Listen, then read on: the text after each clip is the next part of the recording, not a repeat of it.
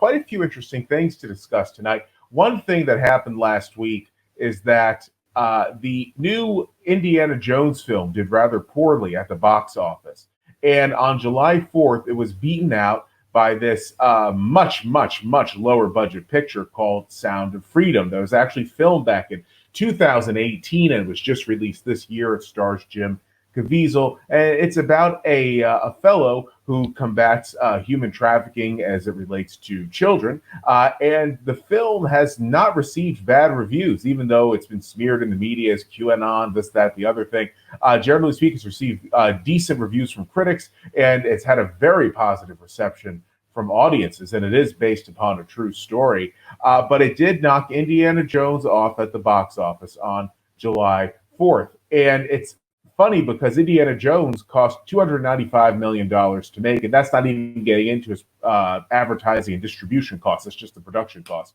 Whereas Sound of Freedom cost $14.5 million to make, and there's no way in hell that even a tenth was spent on marketing it as related to Indiana Jones. So probably not even a 20th, maybe not even that. So it's really something else that this small film came out and just kicked Indiana Jones off its pedestal. Now, the Sound of Freedom is not meant to be a political movie. It's not an anti-woke film, but it certainly has been powered by people who want to see something in cinemas that the major studios typically don't put out there. It should be obvious that Sound of Freedom was released. It's an independent production. It was released by an independent distributor, whereas Indiana Jones is as a major studio a production and distribution arrangement as could possibly be. So the situation is shocking how well this upstart film did against one of the biggest movie franchises to have ever been created. And obviously Indiana Jones stars an A-lister or legacy A-lister. That's probably the best way of putting it, Harrison Ford. Whereas Jim Caviezel is very much a character actress, a B star, but all the same, his film achieved this astounding feat. What do you say about the situation, Carla? Yeah, I mean, I think I have a couple of thoughts. First of all, it's like Indiana Jones again. Can we please tell a new story, please? And I think that that's part of it is like this propensity from Hollywood to just like remake things or do endless sequels. And sometimes sequels turn out to be good, but I'm sorry, Indiana Jones has been going for a long time and it had its day. And can we just please move on and tell better stories? But I think for me, I would suspect that one of the things that's really been annoying to me since the pandemic is that there has been very little good quality movies and entertainment that have come out since the pandemic. Onesies and twosies here and there, but most of the what I would say, most of the high quality movies that I've seen have come from these independent production houses. And I think that a lot of the movies nowadays coming from these major studios is they're trying to, insert politics into the movie. They're trying to advance a social justice initiative. And I think that, I don't know if that happened in the new Indiana Jones movie, but I would certainly be leery that it did. And it would definitely not, I would not go see it in the theaters because of that. And I think that people would be much more inclined to look at something, especially that someone like Jim Caviezel is in, to say, this is probably not going to be a woke story. It's going to be a good story that I can just sit back and relax. And especially if it was filmed prior to the pandemic, because there's not going to be as much woke stuff in it. So I suspect that this is a case of the audience saying, we literally just want a good story. That's all we want. We don't care about any of this. We don't care about your 15 Indiana Jones sequels. We just want a good story, and good for them for putting it out and taking advantage of it. I do hope to see it at some point. I've heard a lot about it. And I think that the backlash to it too is very interesting because people talking about how this is like a QAnon film. I don't think it's a QAnon film. I think if it were a QAnon film, I would absolutely want to go see that though, because QAnon is just so entertaining that you just can't get enough of it. But like, it'll make it more appealing, honestly. But it's one of those things where they have to attack everything that goes against kind of like the establishment mainstream narrative. What's wrong with a film about human trafficking and this guy that's going after human trafficking? Like, that seems to me to be a good positive story. And so I think the backlash to it is really interesting and just really indicative of what's going on, where every single time the mainstream doesn't get what they want, they have to turn against it and try to smear it and twist it into something it isn't, when the plain and simple truth is probably that normal people just wanted to go see a movie, and that's just what it was. There is definitely some aggravation over some of the content in the latest Indiana Jones film, which is called Indiana Jones and the Dial of Destiny. This was written in the Spectator's Australian edition. Indiana Jones is an expression of our real world adventurers that captivated the West through travel journals and newspaper columns across many decades before the era of Hollywood adapted their stories for the big screen. These people were civilization's glimpse of the unknown: Shackleton, Fawcett, Drake, Cook, Spick, Livingstone, Polo. The list is endless. The list is endless. They all tap into the deep human curiosity about the knowledge we have left behind as civilization grows through the ages. So I think that's a very good summation of what made Indiana Jones appealing. I'm not sure if it's pronounced speak or spec, whatever. One of the adventurers I mentioned, in case somebody is watching saying Joseph mispronounced the name. Okay, I've got it. Anyhow, but getting to an article written for MovieWeb, it is stated that for 3 great films, Indiana Jones remained a beloved cinematic legend. Then came Indiana Jones and the Kingdom of the Crystal Skull, a film which many believe tarnished the entire legacy of Harrison Ford's great character. However, whatever people said about that film pales in comparison to what people are saying about the 5th and latest installment, Indiana Jones and the Dial of Destiny, and that's before it was even released.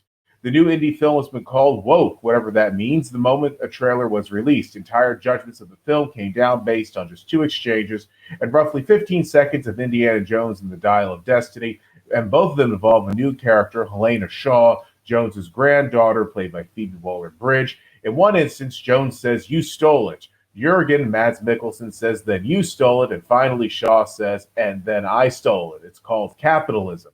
In the other instance, Shaw tells Jones that he stole from indigenous people. That's about it, at least from the outrage of people who had only seen the trailer. Obviously, now I'm done reading the MovieWeb article, at least for the moment. But obviously, there's if you see these 2 things in the trailer, the inference is that there's a hell of a lot more of it in the film. The trailer lasts for about 2 minutes.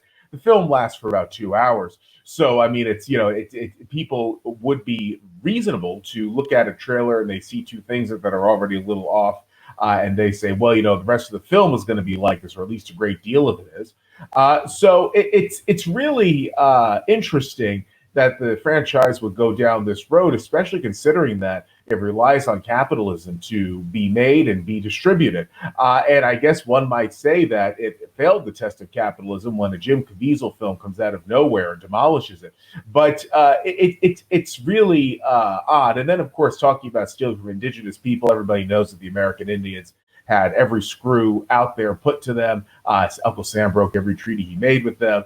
But at the same time, reducing a character, one of cinema's most beloved franchise leaders, to this argument of stealing from the natives, it's more than a bit contrived and absurd. Anything to say about what I've brought up so far? Yeah, I mean, as soon as you said that there was an attack on capitalism, I think my eyes rolled about as backfire in my head as they could possibly roll, because that's going to be a key warning indicator for me. Is like, I'm not going anywhere near that movie. I have no desire to see it. And maybe I'm a little bit sullied because one of the things I do on my YouTube channel is every single week I watch a woke training from start to finish. So I'll actually go in and I'll listen to what they're teaching in universities. I'll listen to what they're teaching in corporations or to teachers in schools and stuff like that. And the one common thread that exists in every single one of those presentations, and I've been doing this for, over 2.5 years now, is that there is always an attack on capitalism, exactly like you just said it, where it's like capitalism is blamed in passing as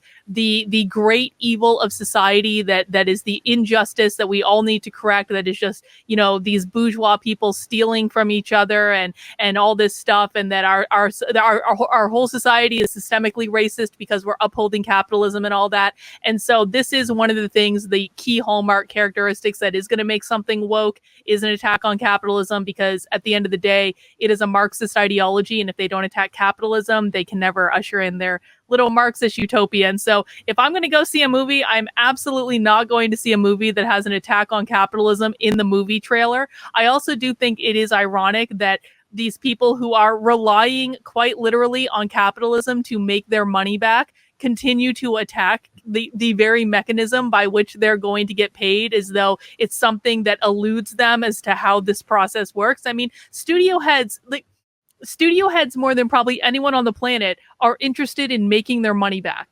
So it is just like, it is mind-boggling to me that something like this would even be allowed to go out to the public with the full knowledge that it's just going to be used against you. But again, I see this in all the socialist trainings that I watch, where, you know, I watch a lot of content from socialist book publishers, and I think the concept of a socialist book publisher is just funny, because it's like you're literally relying on capitalism to be a socialist book publisher, but you're just publishing these materials that are just downright attacking capitalism. So, like, how do you plan on surviving? It's one of the great mysteries of our time. It is. And I suppose it's one of those things where the people on the business end of this movie said, you know, they're going to put this stuff in there and it's hypocritical, but maybe it'll attract some people to the movie and we'll make money on it. So we'll essentially try to be capitalists off of anti-capitalism. A very cynical strategy, but I don't mind people making money off the idiocy of others. So, you know, whatever. But but then I think you have the people who are involved in this artistically, and even though they rely on the capitalist system to earn a living, they have some grudge against it. And they threw this out there thinking that somehow they could turn the minds of Indiana Jones films against capitalism, but obviously that has not worked. I mean, the movie is I was just reading, it's very unlikely to ever break even, which is, that's just on its production costs. That's before you get into advertising and distribution, which is a whole other kettle of fish. I think that this whole thing really is instructive about there's a saying, get woke, go broke, and that's true sometimes it's not. But in this case, it certainly does seem to be true. And it is a pity that such an astounding franchise has been reduced to this.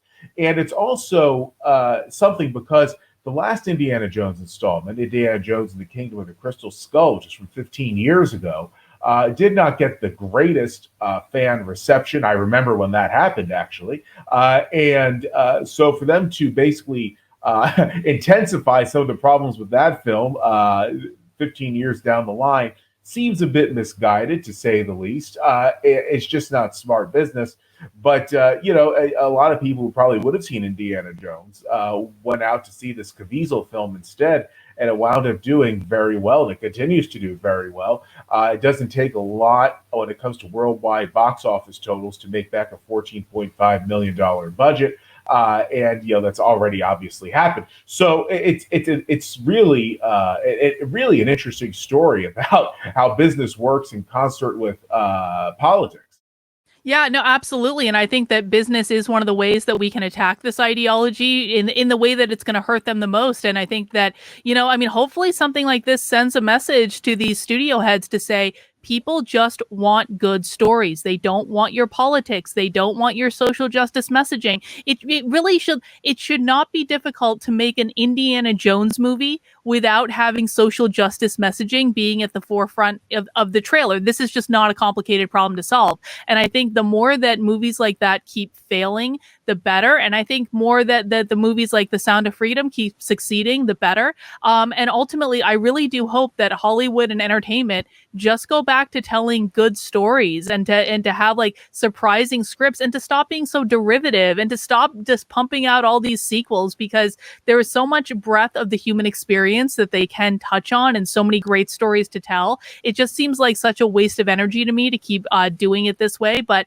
they'll keep doing it this way until they learn that they are not going to make money doing it this way. And then they're going to have to switch gears and do something else. At the end of the day, they can poo-poo capitalism all they want, but they don't get their multi-million-dollar salary without capitalism. And so I'm sure they're going to have to dig deep and find it within them to try something different and admit they were wrong the first time. But then they'll have their big swimming pool and their boat and their planes and all this stuff, and I'm sure they won't be too upset at the end of it.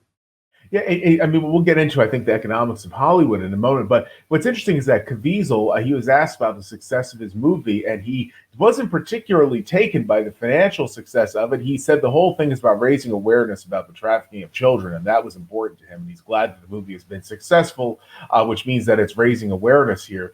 And some people might say, this is just a star posturing behind a cause, but I don't believe that's true at all. I mean, Caviezel has been involved with so many, by the standards of Tinseltown, unfashionable causes that he clearly doesn't give a damn about being trendy or anything like that. I think it shows that he's very devoted to the subject matter of the film, which is definitely a sort of honesty among stars that is refreshing and all too uncommon. Yeah, no, I mean, I agree. I mean, we go back to Jim Caviezel being in The Passion of the Christ and stuff like that. And that's, a track that he's followed throughout his career. And so I absolutely believe that he authentically means this. And I think that when you authentically believe in something and it aligns with your values, you're going to put that into the work and it's going to show up in the product. And we see that in terms of people enjoying the movie, giving it positive reviews. I think that when something is real and authentic and true to what someone believes, and when it's just another Hollywood movie to make them millions of dollars. And I think that comes across on screen, and we're seeing it come across in reviews as well. Absolutely. Now, looking at Hollywood, there is the failure of Indiana Jones in concert with some other box office flops have made many in even the establishment media wonder if Hollywood is basically becoming irrelevant, at least in its present form. And I mean, this is for a host of reasons. Number one, celebrity is no longer what it used to be with regard to the movies because of social media. Now, somebody down the street can become a social media celebrity with millions of followers on, Twitter, Instagram, to a lesser extent, Facebook, most certainly TikTok, and now there's Threads. And this makes it so the whole glamour and prestige of stardom is not what it used to be because people see everyday folks, attaining a good degree of celebrity. And this also shows with the decline of late night. People aren't tuning in anymore to hear celebrities say X, Y, or Z on these shows because, they just don't care to. That's the bottom line. Celebrities themselves are on social media. I'm talking about film celebrities and TV stars. But even beyond that, there are new kinds of celebrities out there, these internet creations that I just referenced. So it's a unique state of affairs we're in. It's definitely a transition between the past and a very uncertain future. And I think that this makes it so, I mean, people are already less likely to go to the movies anyway, with streaming being what it is. But I think that people are definitely less attracted to star power than they used to be. They're not going to necessarily watch a film because some famous name is in it. Certainly franchises tend to be much more potent than star power nowadays, which is why you see all these remakes. It's why you see all these superhero series coming about.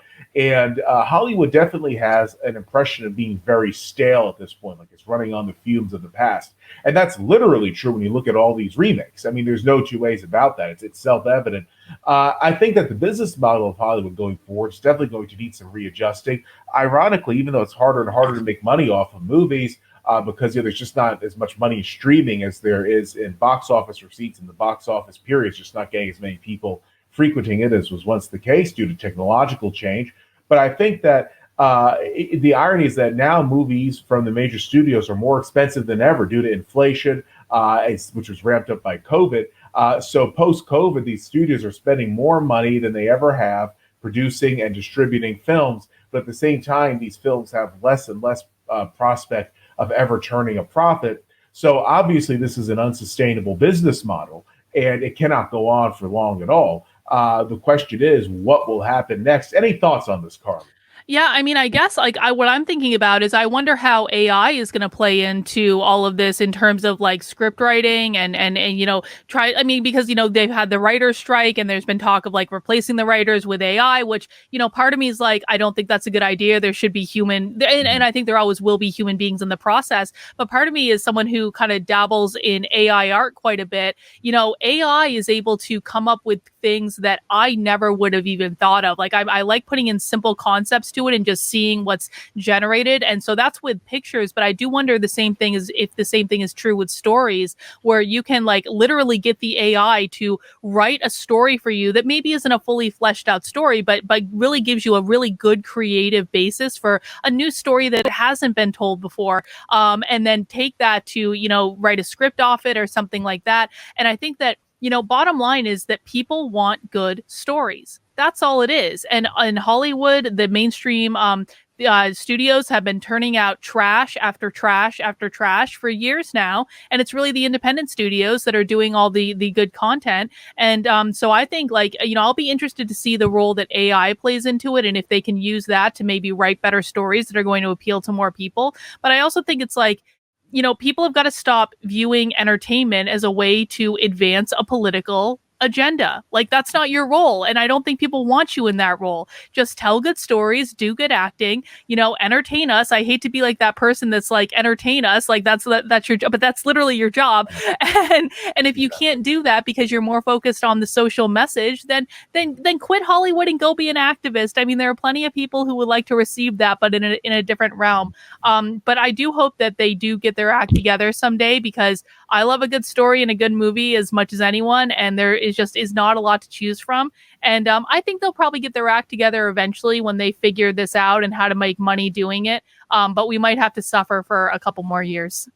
Yeah, from what I understand, there are a lot of writers and even some directors and certainly performing artists in Hollywood who don't care really whether their movie makes money or not, which is kind of strange. But I think they believe that they get their money up front. They're probably not going to get any royalties for appearing in a movie as related to a television program. And they might get a percentage of the box office, but they realize that's unlikely. The movie's going to turn a profit, so that's basically just wish casting. But they seem to just want to make these more activist films for the sake of making them, even though they're not doing anything other than preaching to the choir. And a lot of the choir isn't even showing up for this. So it's a strange state of affairs where I think a lot of people in Hollywood really have lost touch with the reality of the business world. I totally agree with you. And I think that, it's funny is when you're trying to appeal to a Marxist socialist audience, which is the type of audience that are going to really be excited about consuming these more social justice oriented films. Guess what? They don't have any money because they're socialists, and a lot of them don't actually have jobs because they don't actually believe in work. And so it's like, if you want to make movie for the art form and to tell the story you want to tell, I mean, I guess that's fine. We're all allowed to have our values, but can we just be honest about what it is that we're doing? And I think that, and this is something I try to explain to people about content on the internet, is that the quality of your audience is actually much more important than the size of your audience, because so there may be millions of young socialists in the US right now that would be totally on board with wanting one of these woke films, right?